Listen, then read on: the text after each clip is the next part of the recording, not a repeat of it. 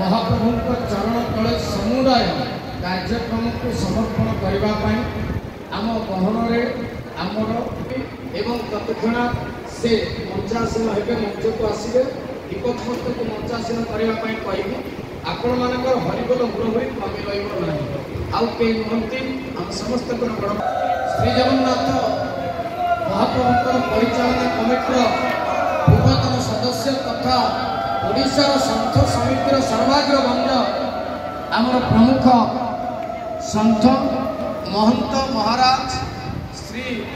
पूज्य आम चरण बंदन करवा एवं आपण को जन्म कौन तपस्या करते संत महंत सेवक चारण ये समस्त पुणी धाम भितर श्रेष्ठ धाम श्रीक्षेत्र में पुणी महाप्रभुंकर ए आम गहन आसी पहुंची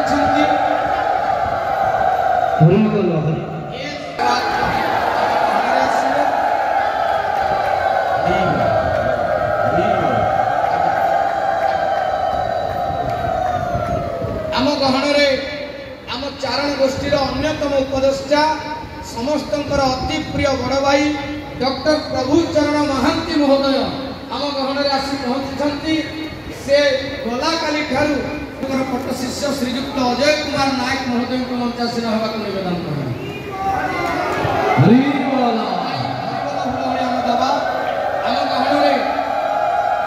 सुदूर ढेंकानाल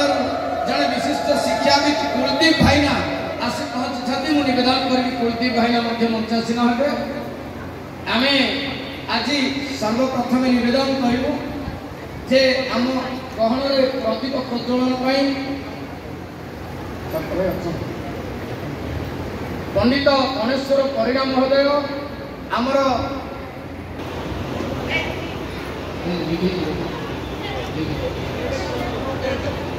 निवेदन करी पंडित महाशय वेद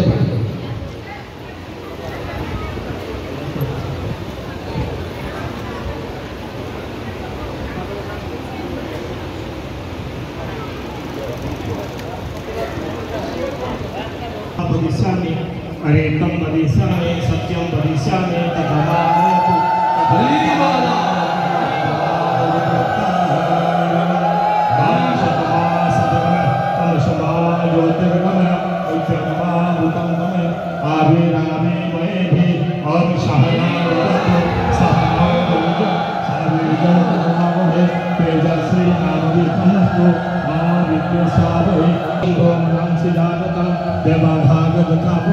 संजाननं पासते ओम शिव संकल्पमस्तु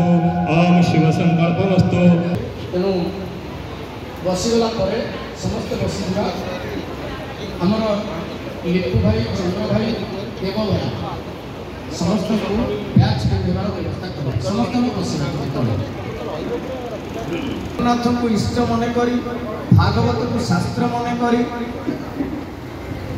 ये चारण गोष्ठी दीर्घ 54 वर्ष धरी आज शुभ उद्घाटन जो कार्यक्रम आरंभ होगा जाऊँगी तार प्रारंभिक इतिहास एवं भविष्य विषय सामग्रिक आलोचना रखिए डॉक्टर शरद चंद्र पात्र महोदय। जय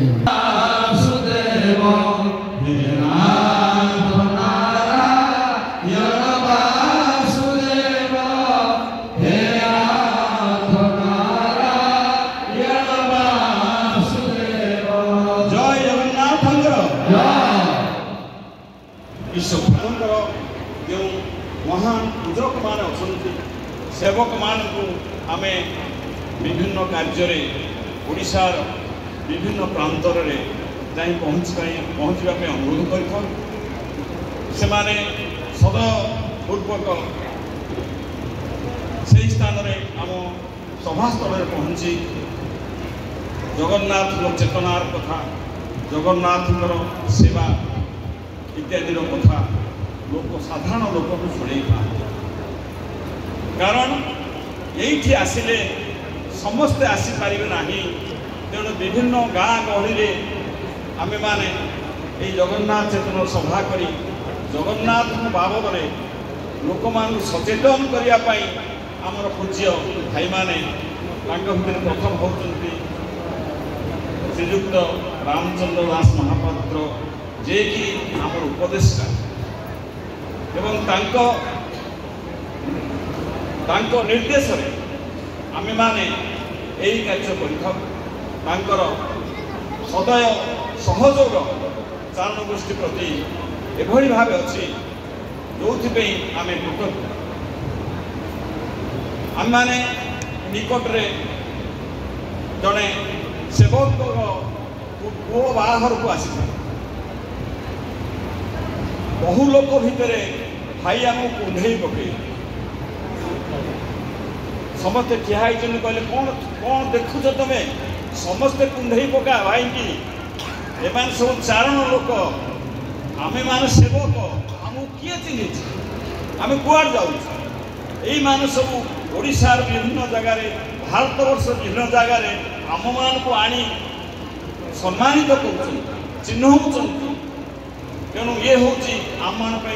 परम गौरव जहाँ को निर्देश ये चारण गोष्ठी गठन कराइला सी आज ना परवर्ती समय जो श्रद्धा जो चेतना जो कर्म सी आज ना सत सी जहाँ इच्छा कर चारण गोष्ठी ताहा आज करुँ सर्व भारतीय स्तर में ये कार्य कर वेबिनार माध्यम पृथ्वीर अनेक देशर लोक मान जोड़ार व्यवस्था कर समय जो चारण गोष्ठी 55 वर्ष होगला आम छात्र जीवन आम पाठ पढ़ुलु आज आम वार्धक्य पहुँचलु रीतिमत भाव चाहूँ आम ओडिशार प्रत्येक जिले में ये संगठन मान बढ़ी उठाई से आम गोटे प्रवर्जा प्रवर्जा बोले खाली पादरे चली चली कीर्तन करी ठाकुर कांधरे बहन कर विभिन्न गाँ को बुलवा वर्षे गोटे थर डिसेम्बर मास 23 तारीख रु जनवरी 1 तारीख पर्यंत 9 दिन व्यापी एक अभिनव यात्रा जगन्नाथ अभिनव यात्रा चारण गोष्ठी कर 9 दिन भितर आम अंतत पक्षे 100 रु 120 110 गाँ में खाली पादरे चालू एवं सकाल विश्राम मध्याह्न विश्राम संध्या विश्राम